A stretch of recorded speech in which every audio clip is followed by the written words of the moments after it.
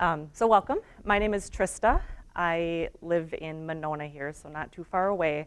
I am Madison's only certified consultant for Marie Kondo's KonMari type of organizing. It's a type of professional organizing that I'm really passionate about because it's helped me tremendously in my life. And I love sharing it with other people because I don't feel a lot of people know about it and what it's all about.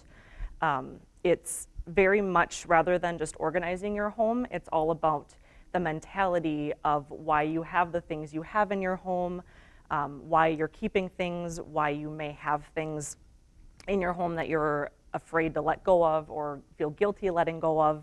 It goes through a whole process of how to let those things go with gratitude.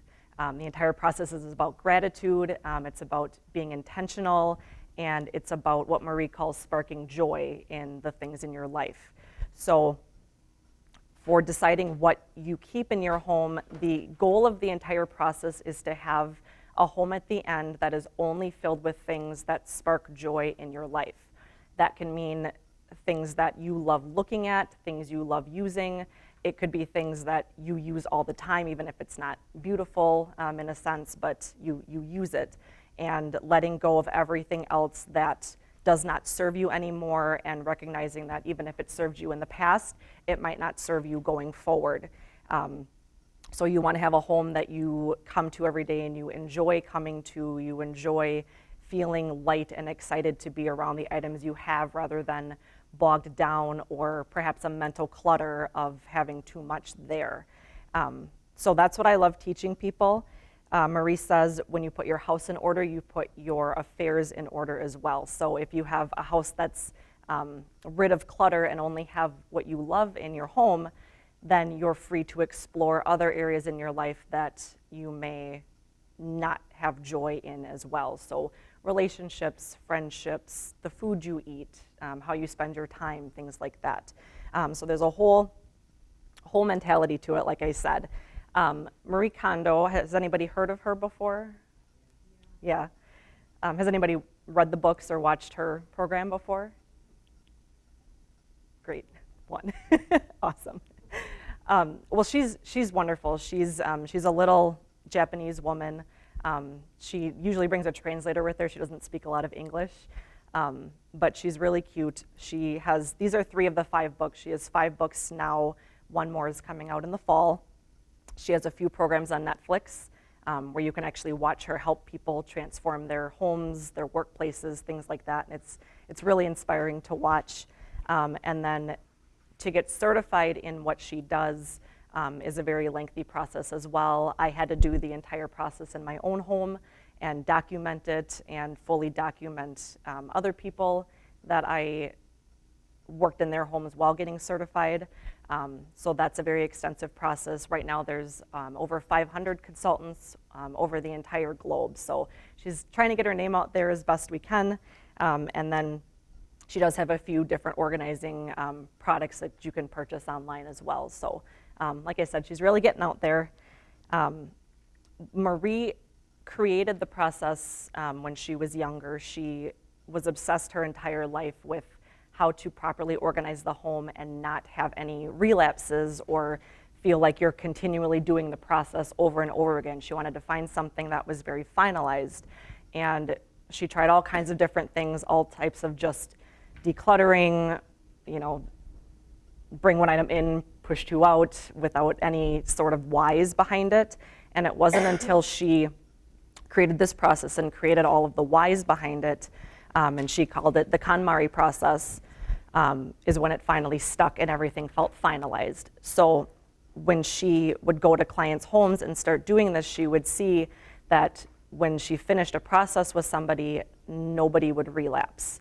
Everybody felt finalized when it was over, and nobody asked to come back or came back in a panic or anything like that. So she really thought she had something here, so she created her first book, which is the Life-Changing Magic of Tidying Up. So that is Marie. So before we get started, I want everybody to just take a moment and think about perhaps a junk drawer at home that you have. I know we all have something like that, or maybe a room that just has too much stuff in it. So take a minute and just think about that. Envision the room and envision how it makes you feel to enter that room or open that drawer that's just full of all kinds of things. And then if you want to talk about it with anybody around you, feel free to do that. Yeah. Yeah. I know. I know. It's tricky because, and I'll get to this later, but it's no. You're right. I've been there before. It's tricky because to do this, you need to work on your own things first, and it's very offensive to her to try to do other people's things. So ideally, if you work on your own things and other people in the home see you doing this process, the hope is that they also want to do it eventually and get to their own things, but I get what you're saying. Does anybody want to share how these rooms or these junk drawers make you feel when you open them? Yeah. You want to close the drawer. Yes, yes, yes, exactly. It's overwhelming to see things. Yes. And especially when you're dealing with an elderly parent who you need to organize their things. Yes. And they don't want to let things go. I know. So that's Yeah, yeah, absolutely, absolutely.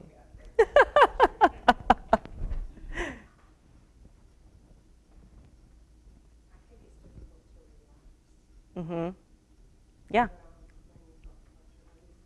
No, I completely agree. It feels like that's your first priority, is you want to shift that so that you have time to relax and do something else. I completely understand that, yeah. paper is really hard. Yes. Sort, like there's all these magazines we've collected through articles, and I don't want to throw them away unless I go through the whole Yeah. thing. That's time. Right. Yeah, definitely. And paper is tricky because paper is typically such a small and flat item, but they accumulate so fast and you get a huge pile and it can take longer than you expected to go through it because it didn't look like a lot, but you start going through and yeah, I get it. Yeah, so these are all things that I completely agree with as to how that feels, and that's mainly why I wanted to come today and why we're here today, is to kind of figure out different ways to perhaps lessen the stress, and we can talk amongst each other for different ways that might work for everybody differently.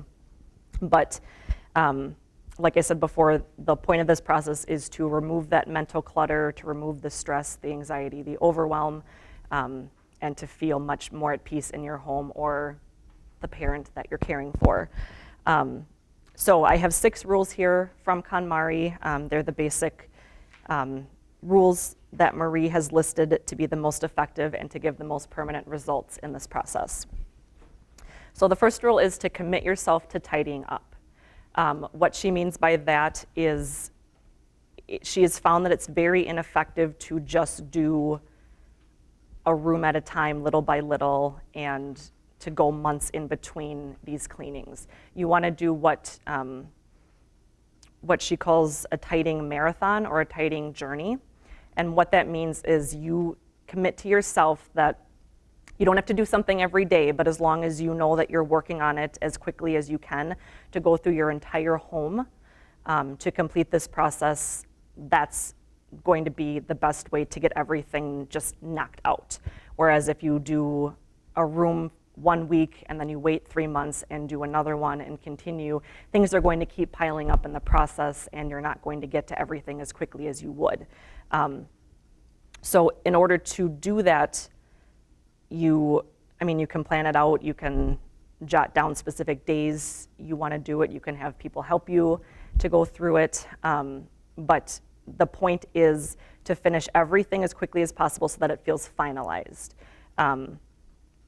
It's very draining, I found, with people, because a lot of people do have a lot of items in their home, but it's very important to remember that this could have taken years and years and years to accumulate, so it's not something that's going to just be finished in a day. You want to be very thorough You want to do this correctly so that when you're done, you feel like you have gone through every single item in your home. You've left nothing untouched. That's one of the big reasons that people don't feel like it's final when they take so long to do this, is because if you're taking months and months and you're bringing new things in, you might forget what you've gone through, and you might just not feel like you've touched everything. So again, it's very important to keep the mentality of, I will get through this. There's always an end point. There's always an end to the items, and it is possible to finish. And I will tell you from my personal experience and from other people that I've helped do the entire process with, I have not relapsed. I have not had anybody else relapse as of right now, as long as they've committed to finishing it. It does feel very nice when it's finished, and you may need to tweak things along the way. You know, obviously, if you bring new items in over time, you might need to reanalyze the importance of the things from before. But again, we all change, so that's perfectly fine. It's just the fact of you making sure to go through everything and realizing their importance or no longer being important. So that is the first step. Does anybody have any questions about step one? Awesome. So number 2 is to imagine your ideal lifestyle. And this part is important because this is what keeps you motivated and grounded to continue this process when it does become long and draining. You want to remember why you are doing this, why you're helping somebody else do this. You want to remember all of those negative feelings that you were talking about before, wanting to let those go. A lot of people will do things like discussing how they want their ideal life to be with a loved one. They might jot down what they want their ideal life to be. They might journal it. They might do what's called a vision board, if any of you have done that, where you actually take pictures from magazines and things and visualize what you want to be different.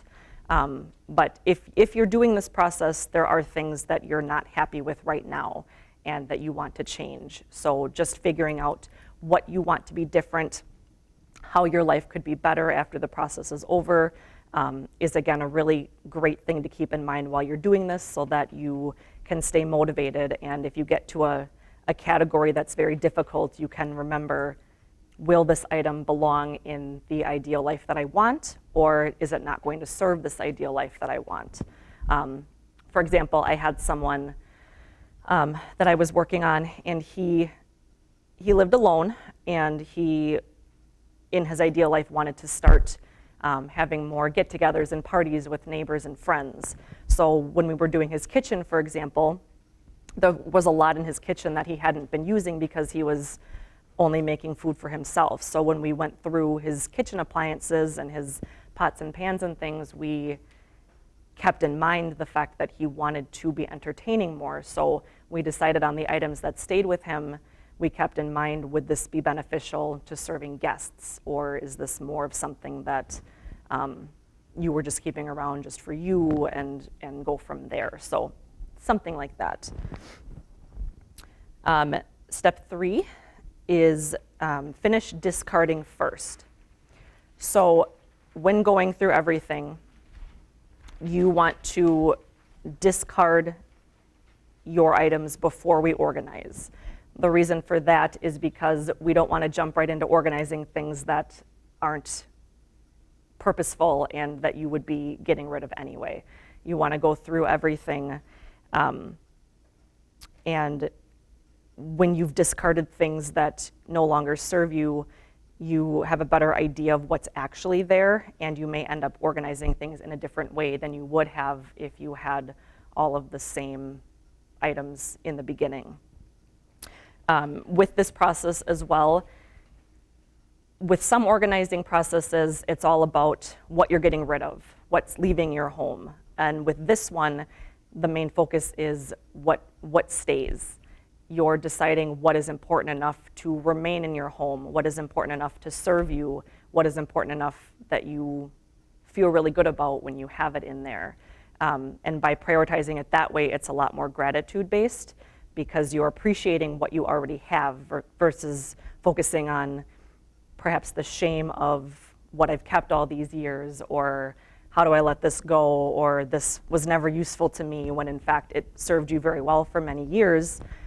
It's okay to have gratitude for that and let it go, but the important thing is to focus on what you still enjoy having around.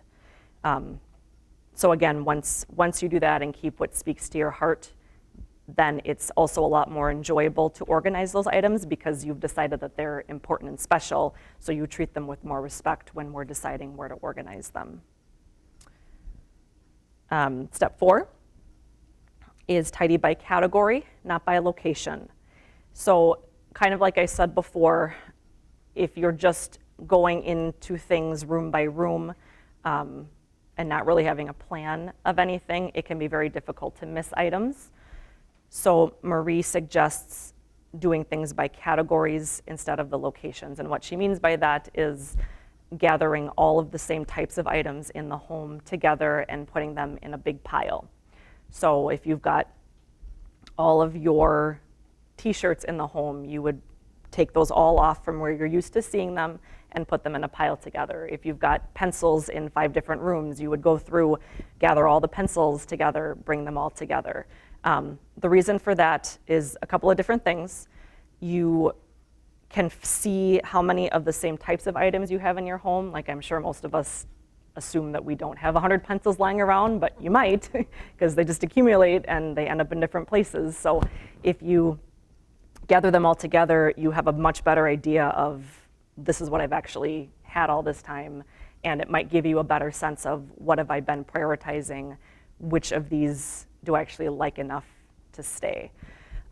The other reason for doing the category rather than location is because a lot of times we get used to seeing things in the same rooms. So if we remove them from that area and put them into a pile, we're seeing them in a completely new light. And again, that might help us to prioritize, do I actually still like having this around, or is it something that I've just gotten used to looking at? You might pick it up and just think of it in a completely different way than you did before. So doing that is just, are they coming in? Doing that is just very important to more so just keep a tally of what you have and see it differently. So she does have an order to how you're supposed to do it, and that does come later. I have had people where you can still work in a room, like if you're helping like an elderly parent or something with a bedroom and you want to start in the bedroom because that's where they spend a lot of their time, you can certainly do that. Just make sure when you're pulling items down from the different categories that you're bringing things from other rooms that are similar, and that you're still doing it by category, and you're not just pulling things off of the shelves and putting them all in one pile without any sense of what they are. You would still categorize them into, like, if you're in a bedroom, you would do like a pile of pillows or a pile of blankets, and then all of the shirts and the jeans and things like that. And it can stay in the bedroom while you do so, but just make sure that they're divided so you know what you're accountable for. I have that here as an example as well with like bathrooms and cleaning supplies, where you might have cleaning supplies in the kitchen, and if you have multiple bathrooms, there might be the same types of things in different rooms, and that's great. But again, just making sure when you're on the category of cleaning supplies that you're getting things from every room. And of course, it's okay to have duplicates in cases like that, but just making sure that you don't have a huge surplus and that you're actually using them in the rooms that they're assigned. Like I've had some people where they don't necessarily need like the toilet scrubber in every bathroom. They can just have one and then use it elsewhere. And some people really enjoy having one in every room, and everybody's different. There's not a right or a wrong answer to the amount of things that you keep. It's really all about what serves you and what is best for your life and your purpose. So that kind of ties into this next one here, number 5, which is asking yourself if it sparks joy. And this is pretty much the basis of Marie's method. So when you have your piles, what you would do is assess what sparks joy for you. So we'll practice this together just so you can get a sense of what I mean by this. So think about for a minute an item that you have in your home. It could be clothing, it could be really anything. But think about an item that you have that really you love having. It makes you feel good when you hold it. You love having it around. Think about that for a minute and think about when you're thinking about it, how your body reacts to that.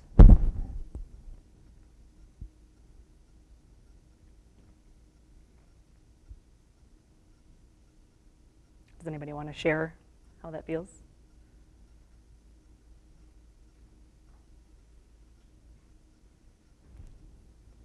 I feel at peace, and I also feel joy and relief. I read Murray's book, and I started in my bedroom, and it was so freeing. I had clothes that people had given me, or that I thought was nice on me, but no one ever gave me compliments. I just felt so free. You know, if it didn't give me joy, I didn't feel guilty keeping it. Mm-hmm. I had a lot of guilty clothing. Yeah. And clothing is a big one too, because with clothing it's important to be keeping the items that you feel good wearing, that have a nice fabric and they don't feel, hard or itchy or anything like that. Making sure that you're not keeping a piece of clothing out of an obligation for something or hanging on to it just because and you haven't actually worn it in 10 years. You want to feel your best with everything that you are putting on your body. And respecting your items is the same thing as respecting yourself. So you don't want to be wearing clothes that don't make you feel like you could take on the world that day. You don't want to be wearing anything that's too baggy or that you just feel just very blah in. You want to come out of your house or even in your home, you want to feel enjoyable with what you're doing. So yeah, absolutely. Clothing is supposed to make you feel great. A lot of people describe things that bring them joy. They describe them as feeling very uplifted. The body feels very uplifted. It feels very light. It feels very excited. So you get that. Some people get that heart racing when they're holding, for example, a piece of clothing that they enjoy wearing. They get excited to wear that again. Just very, very positive. And then likewise, if you can think about anything that you might have in your home that would not bring you joy and that either you have gotten rid of recently or you should get rid of, imagine holding that item for a moment and recognize if that feels any different for you.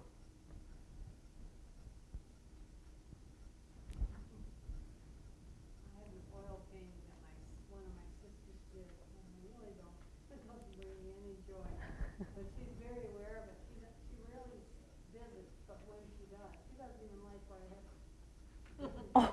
Doesn't like it enough, so it's going to have to stay on the wall. I don't know what to do about it. So do you think that she would think of you any differently if you took it down? Well, a lot of times with things like that where they're gifts, obviously everybody acts differently and reacts differently, but if somebody gave you something where you treasure that person and you believe that they also treasure you, ideally you wouldn't want somebody to keep something in their home that they don't enjoy being there. And a good person who really cares about you would understand that I love you as a person still, and that reflects nothing against this item. It's just simply not an item that I enjoy having in my home anymore, but I still love you and want to spend time with you. And if there's another gift you want to give, we can talk about that. But yeah, I completely understand what you're saying. I've been there myself too, but most people would not want you to have something in your home that doesn't make you feel good. And some people talk about that with the person, clarify it or see if there's maybe somebody else that they may want to give the painting to who might serve it. Or you could even say something like, I've loved having it in my home for this amount of time, but I'm thinking of doing some remodeling or revamping of the space. Redecorating. Yeah, that's the word. Redecorating the space, and and I kind of want to put some new art here now just for something different to look at. Would you be okay if I either give this back to you to give to somebody else who might love it, or I can give it to somebody else that I think might love it, and just see what their answer is. I think as long as you acknowledge that you enjoyed having it in the home for a period of time and it served you well for a while, I think most people would be pretty pleased with that. But everybody's different. But that's the experience that I found, at least. I like your reframe, letting go and learning. My husband died 9 years ago. Oh.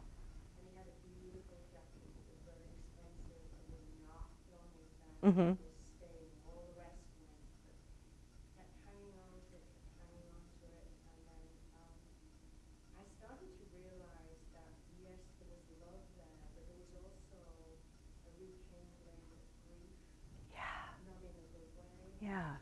And I put it on eBay, and never done eBay before, but figured it out. And I sold it to a gentleman in New England who came back to me and said how much he loved this That's jacket. awesome. And so it took on a very different Yeah. meaning for me. Did I regret letting it go? Not at all. I just feel that's a good story. That's awesome. Yeah. So I like that reframe. Yes. Yeah, that's fantastic. And sometimes those things take time. I mean, I'm sure right away you wouldn't have been okay with that, but that man had to come along at the right time too, so you had to wait till it was right for him as well. Yeah, no, that's wonderful. That is wonderful. And I also think it's important to recognize that obviously you removing that jacket from your home does not in any way reflect the feelings of your husband or removing any of those feelings. So they're not, yes, we have triggered memories from looking at these things that belonged to somebody else, but you can still cut those ties from the item and you still have all of those memories within, you still have all of those feelings within. You don't need the item there to have those, and they're not directly connected. So that's great. That's really important. So yes, so the items that do not feel good to keep are obviously opposite, where a lot of people feel very heavy holding an item that they don't want. They may feel dread at the idea of keeping it there. They may feel anxious and their heart may be racing, not for the excitement of wanting to keep it, but the dread of what is this still doing here? How do I get rid of this? That sort of thing. So that's kind of how you recognize what stays and what goes in the home. So with this process, what you would do, like I said, when you have those piles of the categories together, you would go through every single item. You would pick up every single item one by one and recognize how that feels in your body when you hold that item. Some items, decisions are made very quickly. You know, some people I've had where they'll just go through really fast because they just know. Some people, honestly, they'll take 10 minutes with an item because it takes that time for them to talk it through with me and help figure out what it means to them. And everything in between. You know, some things are going to be harder than others, but it's, again, very important that you do this assessment with every single item that you own so that you don't feel like you haven't completed this or that there's still work to be done. You want to just know that I have assessed you and I have assessed that you are worthy enough to stay in my home here.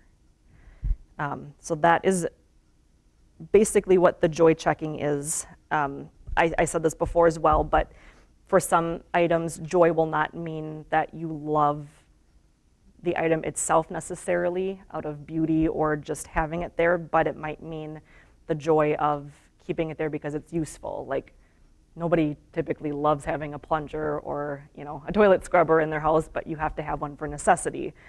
So those types of things are an exception, and you would use the joy and the thankfulness of you're very useful to me when I need you. And then other items you can keep in just appreciation of, I love looking at you. You might not serve a purpose per se, but it's a beautiful piece of art or a figurine or something, and I really treasure it being here. So then with the joy checking, I have some practical questions here that people use. There's many, many others that you can ask yourself, but these are the big ones. So when you're picking up an item and you're having a tough time making a decision on it, you can ask yourself a history-based question like, how long have you owned this?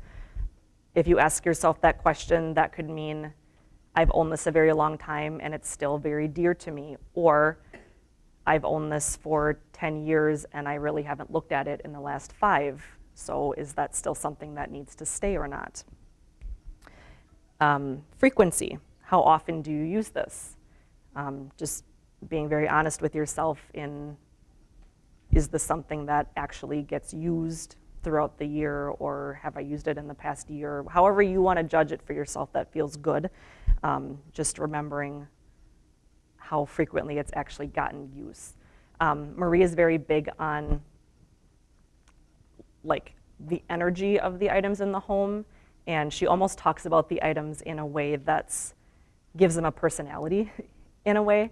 So she says things like, items love to be used, they love to have their purpose served. How, if we have a job that we like doing, or if we have a purpose in ourselves, the purpose of this item is to do its own work. So if you've got a hairbrush, that item's purpose is to comb somebody's hair. And if it's just sitting in a drawer unused for a year, it's not getting to use its purpose. So the energy of that item would not be as happy as a hairbrush that is being used all the time. So that's another way to kind of reframe and think about it as well. The same type of thing here with prior use. When did you last use this? Kind of goes with the frequency, is being honest with yourself on how long ago did I use this item. And then being very honest with yourself. Would you be upset or relieved if this item broke or disappeared?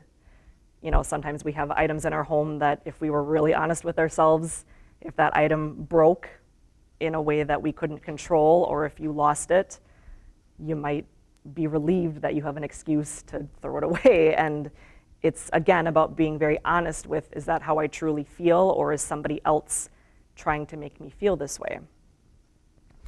And then personal connection, how are you attached to the item itself or to the memory of the item? And I'm not at all saying that it's a bad thing to keep items purely for the memory. That's great. A lot of people do that. But sometimes people grasp onto multiple items for the same reasons, rather than just keeping perhaps 1 or 2 of the thing that might spark the same type of memories. I think it's really important to remember that if you're grasping too hard on something or multiple things figuratively, it's a lot more anxious and stressed because you're worrying about keeping it there. Whereas if you just let it go and consider the idea of letting some of the things go, you're going to feel a lot more at peace. It's not going to feel as desperate. So again, nothing wrong with keeping items in your home if they in fact do spark joy for you. It's when you have so many of something that it's causing you stress to have that number of items, and that number is different for every single person. But it's important to know if you can have the memory in a different way, or if you would take a photo of an item, would that trigger your memory just as well as if you let the item go and didn't have that item to look at? Would that still serve that purpose for you of looking at the photograph? Some people do that, and some people are comfortable with the idea of, I still have the memory inside without having the item here. Again, everybody's very different. And then I have here why letting go is hard.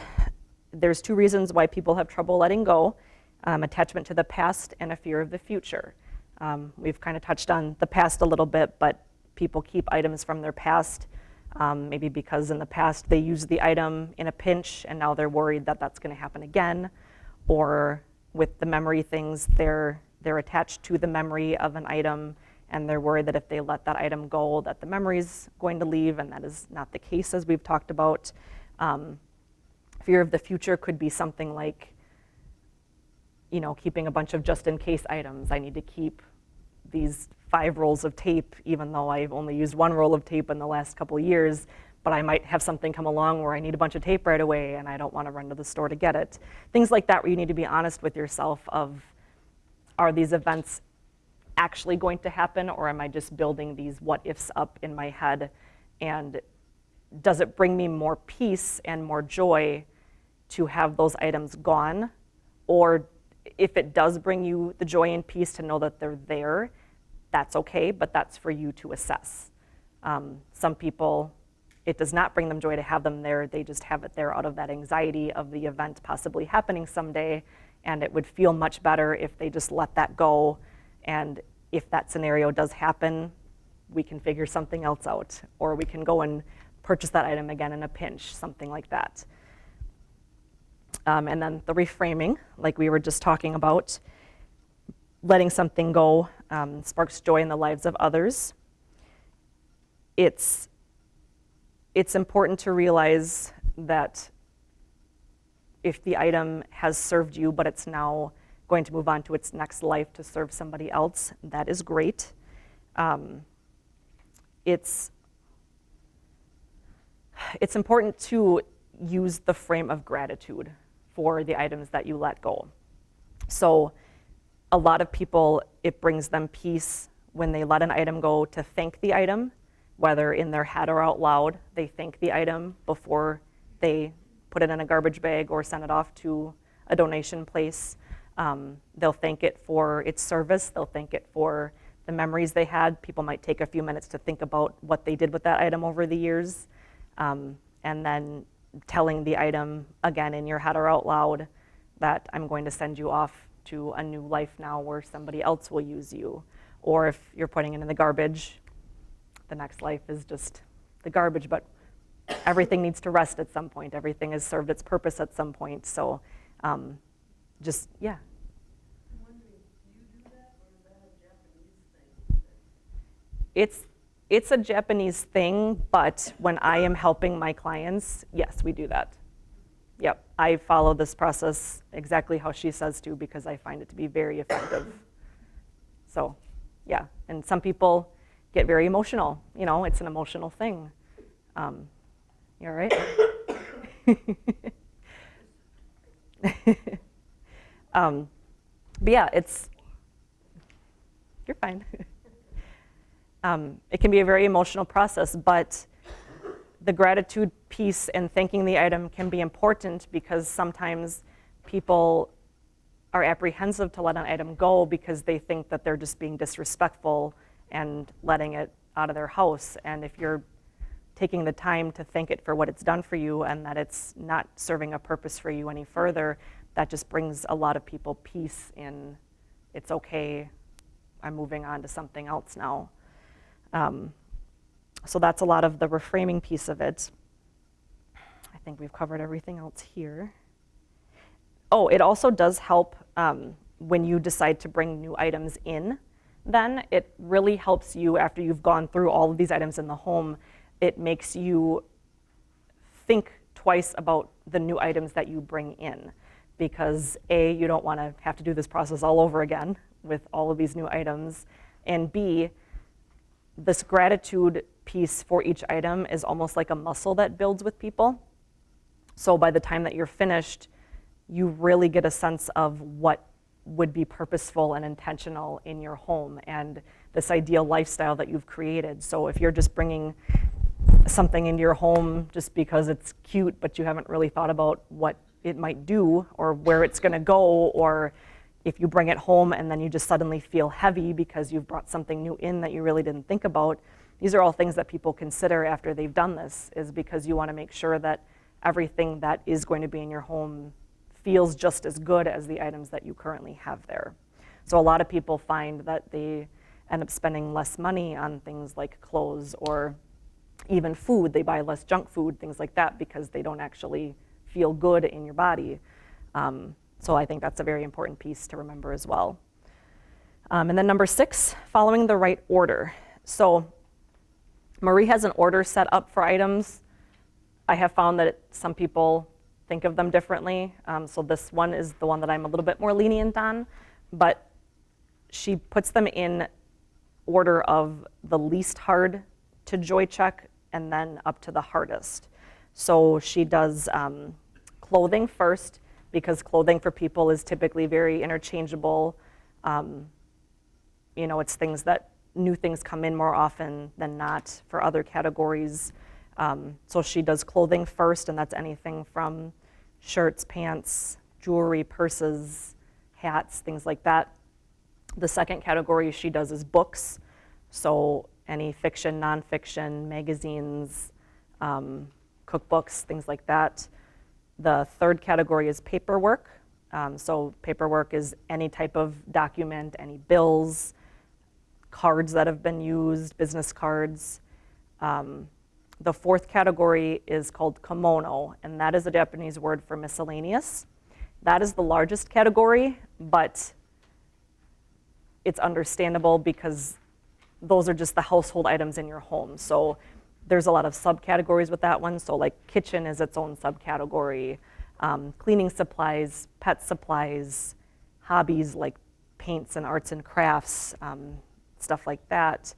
So like I have a whole checklist that I would do with people to make sure that we get everything, and there's a lot of different checklists out there that you can use if you want to find somebody else's too, but yeah, they're very useful to just make sure that you're knocking everything out. But the miscellaneous category is the largest, just because in her mind, those are all the same difficulty level, because they're all items that you're using, and there's not usually as much attachment as there would be to like important paperwork, or books are very important to a lot of people, and things like that. So that's tackled then. And then the last category is sentimental, and that's obviously the hardest for people, but anything that you've come across along the way, like photographs, heirlooms, anything that makes you feel differently than just a basic item or has some sort of attachment in some way, those are the items that you would save for the very last. The reason that she does that is because, like I said, the gratitude piece is like a muscle that's being built. So by the time you get to the end, your confidence has grown in deciding up until that point what's important enough to stay. So you should be ready to tackle all of the sentimental items by then, because you can ask yourself the right questions that you may not have been able to in the start of the process. And then after those 6 steps, I just have a few additional storing tips for afterwards. So a lot of that was obviously part of the decluttering process, which I feel is more important than the organizing process. When you get to the organizing process, then you just kind of reassess if everything was in the right place for you at the time, or if it should go somewhere else now. Marie says that the decluttering portion of it, the joy checking, is when you ask your heart what the items should do. When you get to the organizing part, she says to ask the home. So you would end up using the same types of things where you recognize where something feels good or may feel just like it doesn't belong there anymore. There's a much better sense of that when you're reorganizing at the end. And I found with a lot of people, including myself, that when you get to the organizing piece, it's very much like a puzzle piece, where if you've decluttered your clothing, for example, and you now put them back in your closet and you organize them in your closet, the other things in the room haven't been touched yet, so it doesn't make sense, and it might not look great right then because you're putting it away in a messy area. But once you've gotten all those other categories figured out, sometimes people realize, oh, my linens should go in the bedroom with my other clothing type items because they're all cloth, versus they were out in a completely different hallway before, and that didn't make sense. And things just kind of end up fitting in homes in ways that you might not have expected, but it all weirdly works out at the end. And I've seen that a lot of times with people. One instance that I remember is I was helping somebody with his kitchen, and we were doing spices and oils and things like that, and he put them all out on the table, and they were just shoved in before with no rhyme or reason. And by the time he had decluttered everything that was duplicates or that he didn't use anymore, the items that he was left with, we had little storage bins that we used to kind of stack them in there, and it was honestly the exact amount of spices that needed to be done. And I've seen that happen a bunch of times. It's very weird how it happens, but it just seems, like I said, the house just seems to know what should be there in the end, and it all just kind of works out. Some keys to effective storage. There's not a right or a wrong for how items get stored. It's, again, all about what is most effective for you, and you want to save as much time as possible. So visibility is important. Can you see the item at a glance? When you open something up, can you see everything that's there instead of having to shove things out of the way or pull them out from underneath a pile? Accessibility, can you reach it easily? And are you treating the item with respect and honoring the item? So a big piece of this when organizing is keeping everything stored as horizontal as possible instead of vertical. So if you've got pants or sweaters or something where you've been stacking them like this the whole time, you're not honoring the bottom items because they've got heaviness on them all the time, and they're at the bottom. So then you're constantly having to pull the items up above, pull things out. You may break the fold of the item. And it doesn't make sense for a lot of people. The bottom items, then they tend to be very like worn and withered faster because they've got heaviness on them all the time. The same thing with like in pantries and in food items, keeping everything as close to next to each other as possible, or keeping similar items, stacked one behind the other, but not going vertical and stacking things on top of each other. It's very important, and it'll save you a lot of time because you'll be able to just open something up, grab it, and go. The other important thing is because you've joy checked everything in your home and you've kind of analyzed where you want those items to go, it saves people a lot of time because they're not constantly looking for the items all over their houses anymore, because they've decided this item makes the most sense here and you've made a point to put it there. So ideally you'll remember more so where everything is than you would have prior. Storing all types of items in the same place. Obviously, if you've got multiple bathrooms and things, that might not make more sense, but trying to keep all linens together rather than in separate bedrooms perhaps, or keeping all towels in the same closet, that sort of thing. You'll remember where things are more if you don't have to go to a bunch of different rooms to find it. You've made a point to keep it all in the same area. We've gone through the vertical storing versus horizontal. Unpacking and detagging items immediately when you bring them home. This isn't as crucial, but it's just kind of a cute Marie thing again. She wants everything in the home to feel welcome. So if you bring a new shirt home, for example, she wants you to take the tag off right away so that the item feels like it belongs. If you keep an item in your closet with the tag on it for a long time, you're not going to feel like it truly belongs there and that it could just be disposable. The point is, if you've brought it home and you've made a point to bring it into your home, you should want it to stay. So mentally, cutting the tag off right away mentally makes you feel like it's part of where you are. She says the same things about taking like product seals off of things. So again, this doesn't work for everybody, but it's an idea if you are looking for ideas. Buying more of like the clear containers and things, so that if you keep things in clear containers rather than keeping them in the packages, you're not staring at words all day. Her point with that is if you've got a bunch of like advertisements and words on a package all over your home, your brain is constantly trying to read these words. Even if it's subconscious, you're always looking at these words and your brain's always working. If you don't do that and you get the clear containers or the clear bins and keep things in that versus in their original packaging, you're looking at less words throughout the day, and it's supposed to bring more of a mental just peace for you because you're not working as hard. And then filling drawers 90% full, trying to use as much space as you can in the home is obviously ideal, but she says to leave a little bit of room in drawers and things so that everything's not totally just crammed in there and working too hard in the drawer all the time. You want items to be able to just sit there and relax. And then just the last few pieces, it's important to remember that every individual person should go through their own tidying journey. You can certainly do it together as a family. That's great if everybody's willing to do it. You can definitely do it all at the same time, but it's important for everybody to work on their own items. If there are, of course, items in the home that people share, you can do that together, but make sure that everybody is talking about it fairly and everybody's getting their own opinion in there.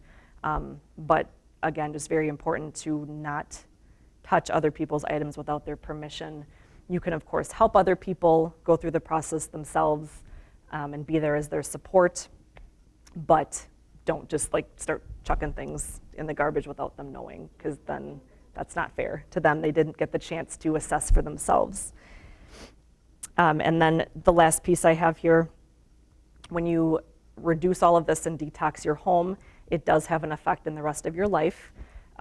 So once your home is clear and you've learned to joy check those things, you will find that using that joy checking process comes with everything else. It comes with the type of foods that you decide to eat. It comes with, am I spending my time on things that actually make me feel light and excited, or am I spending time doing activities that make me feel anxious and drained, and then learning to cut those pieces out with gratitude if they're not serving you. If there's people in your life that you are noticing make you feel that heavy, drained, anxious feeling, learning how to assess, can I make this relationship better somehow, or is it somebody that I can figure out how to just, spend time with them less and less, that sort of thing. If you have jobs or passions or volunteer work, making sure that you're doing it for the right reasons. It's just a very useful tool that you can use for many, many parts of your life. And then Marie's quote at the bottom, life truly begins after you have put your house in order. And that's it. Yes. Thank you. Anybody have questions or anything? Yes.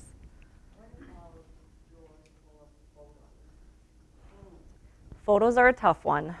Photos are obviously in the sentimental category. Photos take a while because what you're supposed to do is when you put them in that pile, you're supposed to sort them so that you know what you have. So people either, you can sort them by event, you can sort them by year, you can sort them by family member. Everybody's different. But photos are all about, do all of these photos actually spark joy for me? Do I have 50 photos from the same event? Would I feel okay just having 10 from this event versus 50?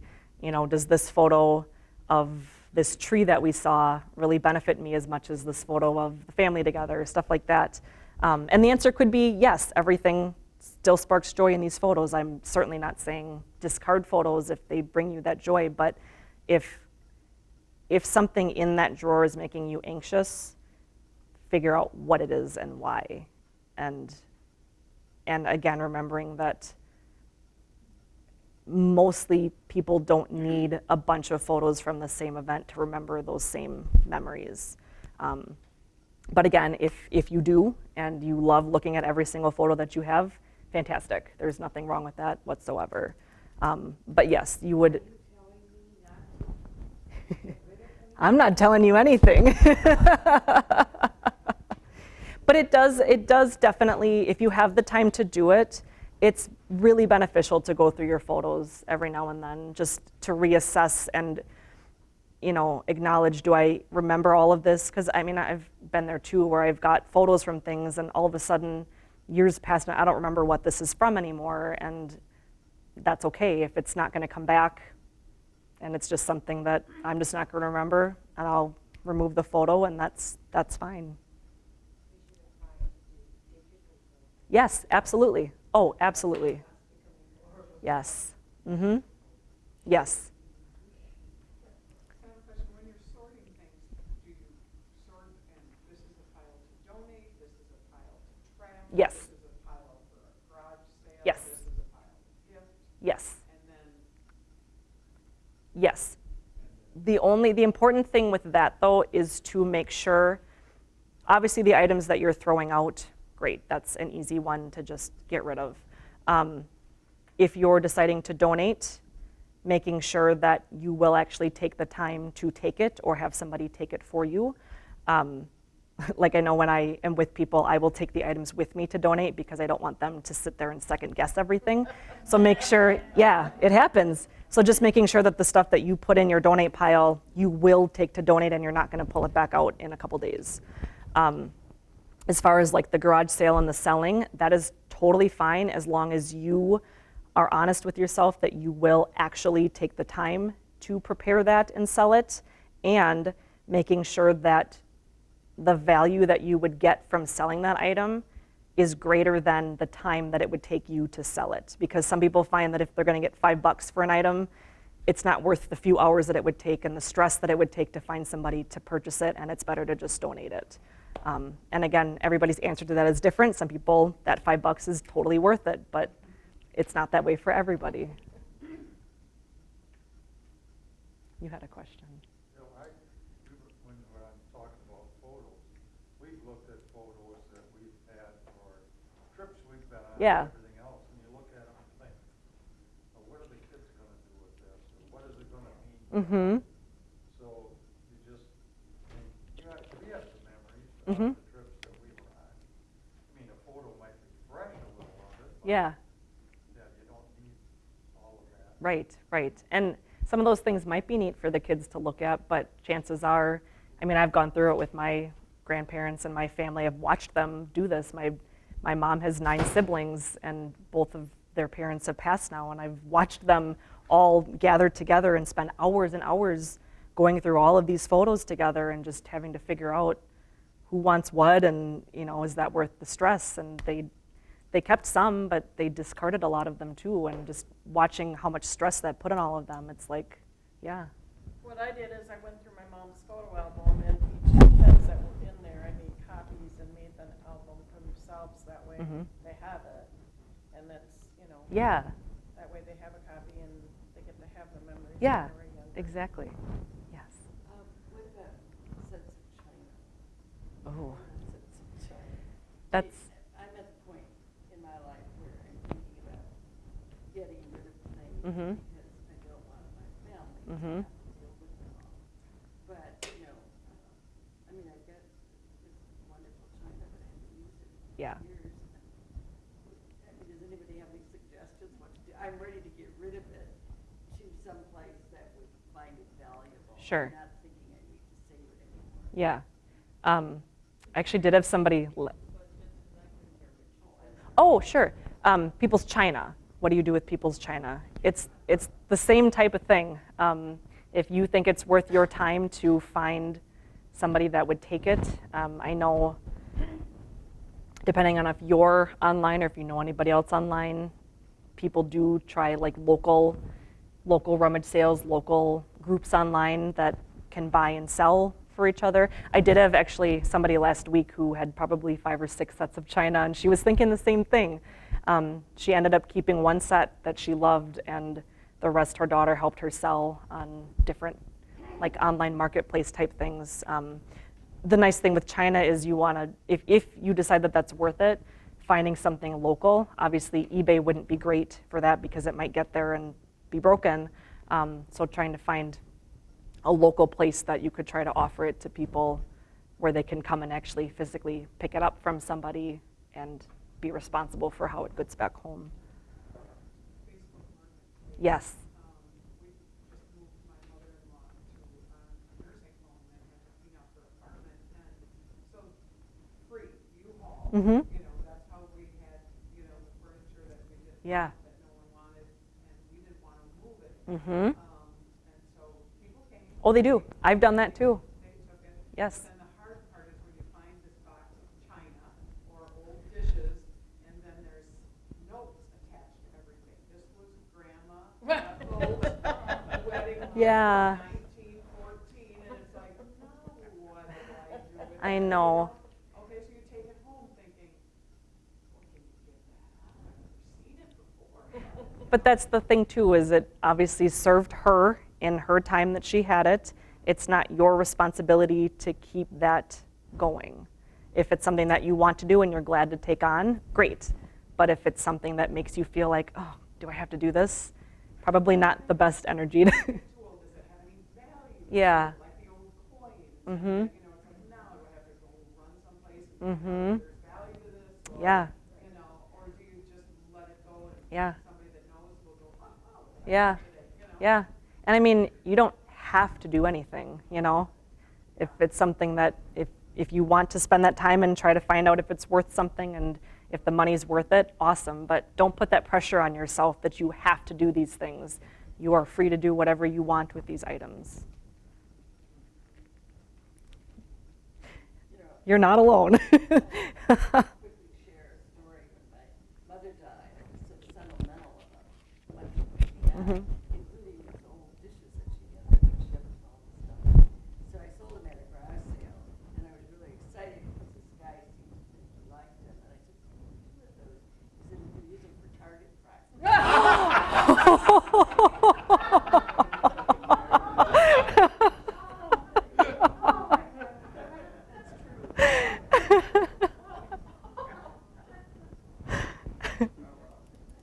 I'm finding too that my kids appreciate the things that I have, the sentimental things from my grandma that are sentimental to me.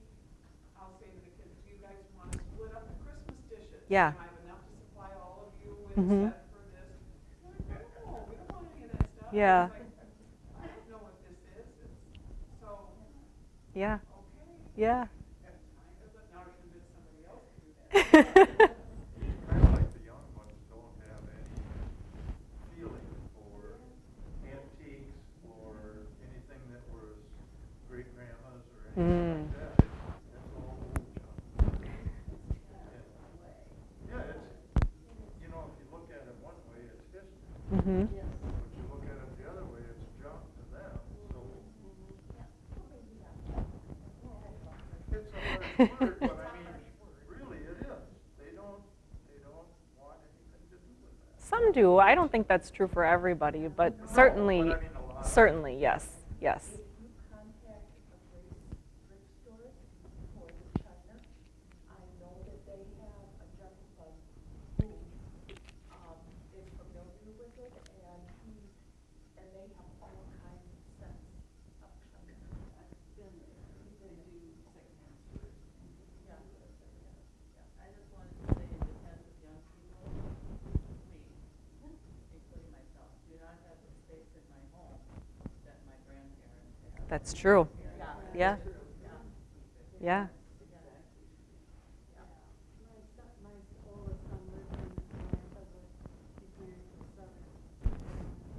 And they have a big house, which they tend to have down there. And she has this nice Christmas set, and they use it all during the Christmas season. And, you know, it's more a Southern, I guess. Mm. You know, kind of nice. Hmm. But they have a separate dining room, I mean, not many people have No. all that space. No. So, yeah. No. Do you have a recommendation on how to store papers? You know, like old metal filing cabinets? Yeah. But, you know, you're constantly. So the horizontal method is still best. So you can use the filing cabinets as long as you're still. Yep, labeling. Clear folders are best. I know not all of those metal ones have clear options, but they do sell clear folders out there. Clear is great for pretty much everything, just because then you can see exactly what's there, and you're not just going based off of thick colors and things like that. And then with papers, the main thing for discarding is just to be honest with, is this something that I can access online if I need it? Can I call said company if I need a document? Like insurance papers, for example. If you call your insurance company, if something happens, they would have your entire plan listed, so it's not like you would need to keep the entire plan unless you want the reference of it. They can tell you when you call if this is part of your plan or not, so is that worth keeping this thick document of the insurance packet? You know, bills, do I need to keep all of these energy bills from the past 3 years? Probably not. Again, those companies have records to everything. Yeah, yeah. And banking statements online. Yeah, exactly, exactly. Yeah, so that's what I would say. The majority of people, when they're done with paperwork, they have a very little box because most of it they either don't need or you can access somewhere else. And of course, you know, you want to keep important things like tax documents and certificates and things like that. That's a whole different thing, but the majority of just day-to-day paperwork, people don't need to keep most of it. Do you have a good way of convincing someone else to let go? I mean, Do you have a good way of convincing somebody else to let go? and without hurting their feelings, or, you know, you're trying to be supportive and Yeah. declutter and get things in order. Yeah. You have to let go. Yeah, with just paperwork Oh, or everything? and clothes. Yeah, everything. Yes. Oh, I know. And everybody's different, of course. You know, that's going to be a lot harder, but it's, Joy, does this bring you joy? yep, it's more, yep, trying to get them into that mentality of how does this feel for you when you have it here? That all of those just in case items with paperwork, do you feel at peace to have them, or is it like a caged like type feeling? Overwhelming. Yes. And not knowing where to begin. Yes. I think is part Yes. of it, so you I keep agree. going because you just don't I know agree. where to start. Yep, I agree. And in those cases, it's really helpful to have somebody helping you to make you, you know, help you grab everything off the shelves and ask those hard questions and go through every single item and not just have them sitting there by themselves. It's great to have that support. Yeah. When you work with people, do you work at different levels, like maybe just getting started, or maybe giving them assignments back? Yeah. Or Yeah, everybody's different. I don't have, like, when I charge hourly because everybody's totally different. Some people, they want that hand holding. They want you to be there for every single part of the process. So then it's, you know, it's a lot of hours and a lot of time together. Some people, when they get the hang of it, yeah, we have like a 3-4 hour session together to start, and they get really comfortable with it. So then we give them homework, like different subcategories as homework, and they use me more as like an accountability piece where when I come back, this has to be done by the time I come back. I mean, quite honestly, there are some people where we'll have a session, they'll get totally overwhelmed and I don't hear from them ever again. Or some people we've worked together for like 3 or 4 sessions and then they ignore my messages for 6 months, and then all of a sudden for 6 months they're like, my life's back to being okay, can we pick back up again? And then we go right back in there. Like, everybody's mentality is so different, but you don't want to do it when you're really, really freaking out about it. Like, you want to go into it with that positive, this is how I want my life to be different, this is what's not working for me, rather than just somebody's making me do this, or yeah. It's trying to bring in those positives, like I said, the gratitude, the intention, this is what's serving me, this is good for my future self. Things like that are what help people to feel better about doing something like this. I think the should do in some Yes. ways, and I have to laugh because my aunt was a great quilter, and she was interviewed for their local newspaper, and she was asked at the end, what advice do you have for quilters? And she said, don't feel like you have to use all the material that you have. Yeah. Yeah, exactly. Knitters have the same problem. Yes. Yeah. I was just gonna say one thing about clothes. I had all of these, like, well, there were 5 pairs of really cute jeans. Some had the tags on it.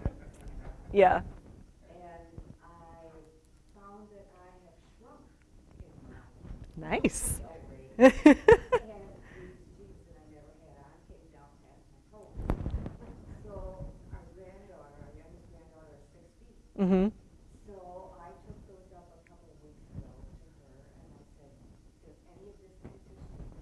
She was absolutely thrilled. She could That's put them awesome. all on at the same time, except for height. Yeah. And everything fit her perfectly, and I felt joy. That's awesome. And we always and then before I had a ski jacket, and That's awesome. And that brought me joy. Yeah. Then I think, here's her old grandma giving a 19-year-old her clothes. Yes. And she thinks it's wonderful. So maybe. It's vintage. Yes. Yes. Yes. No, I know. That's awesome. Those things, anything like that. Yes. they really like. Yes. My daughter-in-laws are that way as well. They love that. The old vintage jewelry and Yeah. purses and, oh, yeah, they love that stuff. Mhm. But there's a lot of it. Yeah. So, I just had the granddaughters cut up all the jewelry so that they could take the beads off and, you know, Yeah. and then they could Sure. stick them to the side of an old vase. I mean, craft projects. Yeah. You know, anything. Totally. Mhm. Yeah.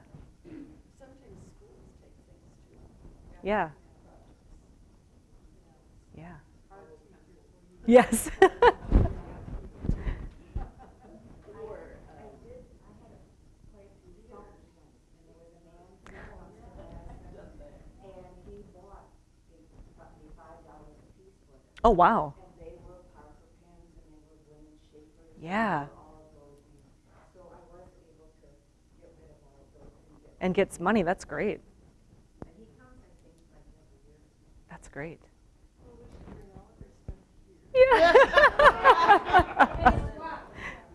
all of our stuff here. Yeah. I wanna buy China.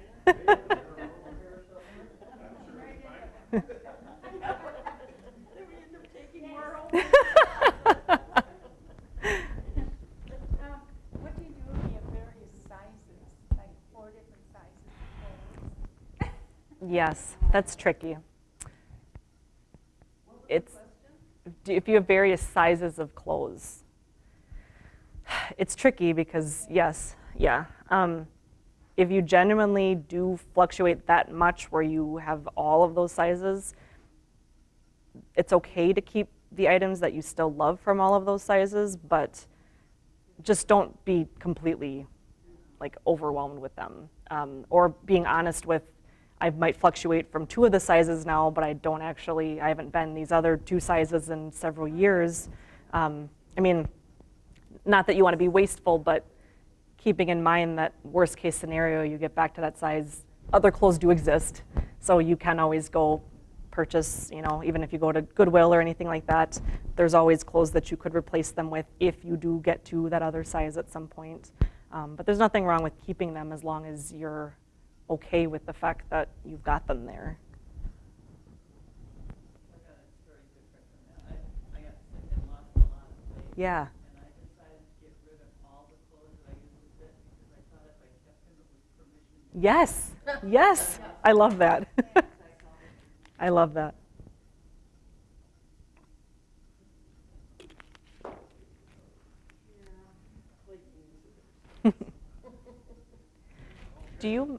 Yeah, of course.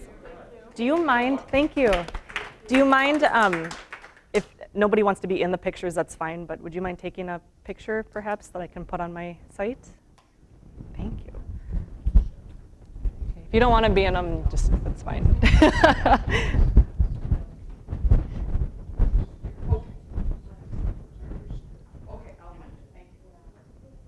Even if it's just from the back, that's okay. You can get the back of people's heads.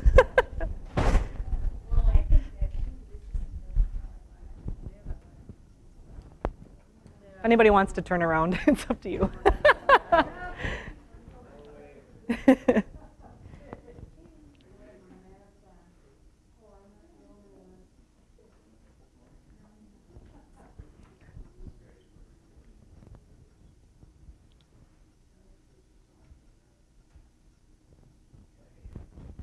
Thank you.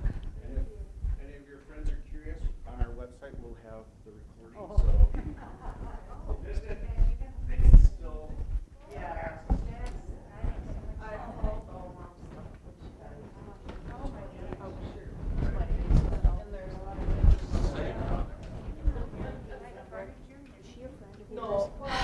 The name sounds very familiar. Seems to me I heard you